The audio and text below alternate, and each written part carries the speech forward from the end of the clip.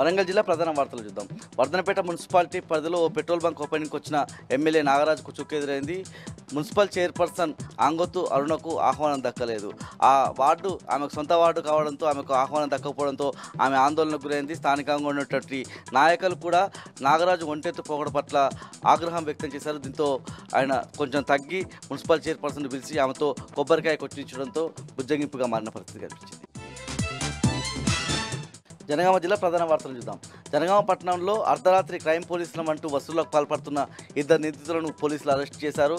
Arrest చేసిన నిందితులను media ముందు ఏసీపీ పార్థసారథి ప్రవేశపెట్టారు. నిందితుల నుంచి 2 సెల్ ఫోన్లు, ద్విచక్ర వాహనం, కొంత నగదు స్వాధీనం చేసుకున్నట్టు ఆయన తెలిపారు.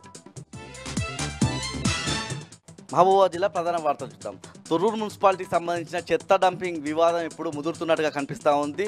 అక్కడే స్థానికంగా ఉండే హచ్చు తండాకు సంబంధించిన పంచాయతీ పరిధిలో మున్సిపాలిటీకి సంబంధించిన చెత్తనంతా కూడా పారవేస్తుండడంతో అక్కడ ఉన్నటువంటి గిరిజనులు తీవ్రంగా వ్యతిరేకిస్తున్నారు. తాము అనారోగ్య పాలవుతున్నామని చెప్తున్న పరిస్థితి. ఇదే క్రమంలో చెత్త డంపింగ్ సంబంధించినటువంటి వాహనాల తరలింపును అడ్డుకునే పరిస్థితుల్లో 7 మంది ఎస్ఐలు అదేవిధంగా 70 మంది పోలీసులతో ఎస్కార్ట్ కల్పించి మరీ తీసుకెళ్లడం పట్ల స్థానికులంతా కూడా ఆశ్చర్యాన్ని వ్యక్తం చేస్తూ ఉన్నారు. ముఖ్యంగా గిరిజనులను అరెస్ట్ చేయడం పట్ల గిరిజన సంఘాలన్నీ కూడా ఆగ్రహం వ్యక్తం చేస్తున్న పరిస్థితి కనిపిస్తోంది.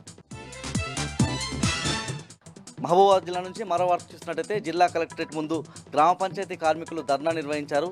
తమ పెండింగ్ వేతనాలను వెంటనే చెల్లించాలని డిమాండ్ చేశారు. ముఖ్యంగా దసరా పండుగ సందర్భంగా తమ పిల్లలను పస్తులుంచాలని చెప్పి గ్రామ పంచాయతీ కార్మికులు చెప్పడం ఆవేదన కలిగిస్తోంది.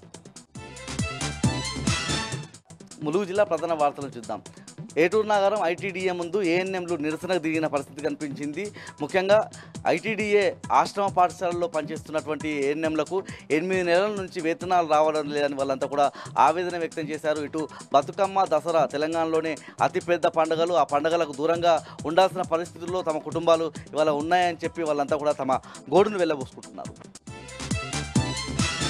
మరో ప్రధాన వార్త చూసినట్టయితే ఏటూరు నాగరం మండలంలోని అటవీ ప్రాంతంలో 60 ఇళ్లను ఫారెస్ట్ అధికారులు కూల్చివేసిన పరిస్థితి కనిపించింది. అక్కడ ఉన్న వాళ్ళంతా కూడా ఒకటే చెప్తా ఉన్నారు. ముఖ్యంగా 20 ఏళ్ల నుంచి అక్కడ పోడు చేసుకొని జీవనం సాగిస్తున్నామని, తాము ఎకరాల్లో పోడు చేసుకోవడాలని, తమ ఇళ్లను కూల్చివేయడం అన్యాయమని, తమ గోడును ఇప్పటికైనా ప్రభుత్వం అర్థం చేసుకోవాలని చెప్పి అక్కడ ఉన్న వాళ్ళంతా కూడా కోరుతున్న పరిస్థితి కనిపించింది.